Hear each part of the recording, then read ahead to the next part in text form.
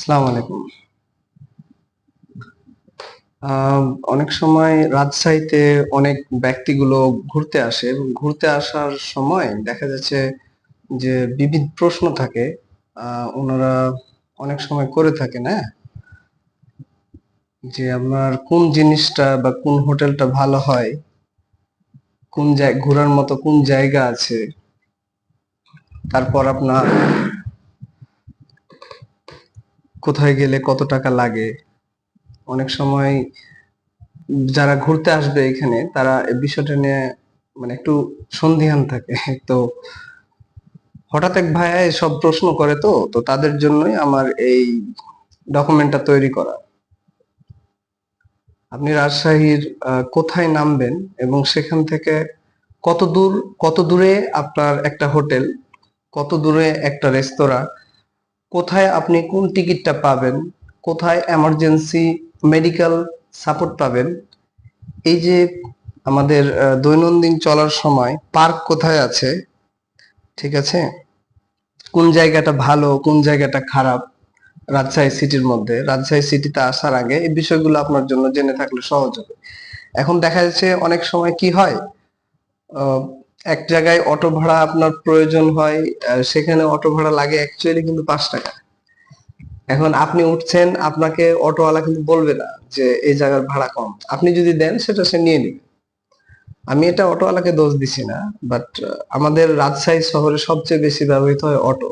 যেখানে রিক্সাতে আপনাকে 60 টাকা নিবে, সেখানে দেখা যাচ্ছে একটা অটোওয়ালা আপনাকে 10 টাকায় সে জায়গায় নিয়ে চলে যেতে পারবে, আপনি যদি একটু বুঝেন। আর এখানকার হোটেল মানে লো লেভেল থেকে হাই লেভেলের সমস্ত হোটেলগুলোই জানতে পারবেন। আর এটার জন্য বেশি কিছু করা লাগবে না, আপনি শুধু আমার পেজটাকে ফলো দিয়ে রাখবেন। অ্যাকচুয়ালি ধারাবাহিকভাবে ভিডিওগুলো আসবে।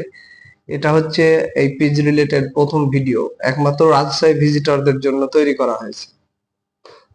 যারা কনফিউজ থাকেন, অনেকে হয়তো মনে করেন যে আমি একটু ইনসিকিউর ফিল করে যে কোন হোটেলটা আমার জন্য বেস্ট হবে, হোটেলের আচরণগুলো ভালো পাবো কিনা, এই জিনিসটা। আবার ঘোরার জন্য সিকিউরলি কোন জায়গাটা হবে, বা মানে মানসিক নিরাপত্তার বিষয়টাও আছে। যেহেতু দেশের অবস্থা এখন খুব খারাপ, ঠিক আছে, কোন জায়গায় গেলে আপনি ভালো সুইট মিট পাবেন, কোন জায়গায় বিভিন্ন ধরনের ক্যান্ডি পাওয়া যায়। আমরা আসলে এক জায়গায় ভিজিট করতে গেলে অনেক কিছুই জানার প্রয়োজন হয়।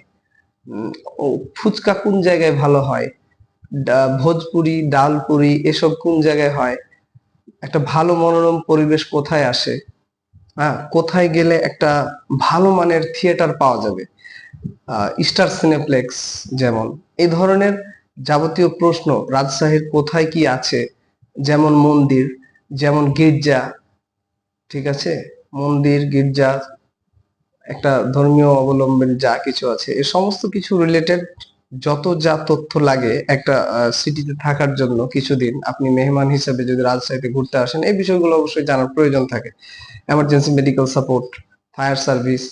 তো এই যে টোটাল বিষয়গুলো এক নাগালে পাওয়ার জন্য এই পেজটির সাথে সংযুক্ত থাকবেন। যারা মনে করছেন যে রাজশাহীতে ঘুরতে আসবেন বা রাজশাহীর সব জায়গাগুলো ঘুরে ঘুরে দেখবেন, তারা নেক্সট ভিডিওগুলোতে এই সমস্ত কিছু ইনস্ট্রাকশন গুলো আপনারা পেয়ে যাবেন। আসসালামু আলাইকুম।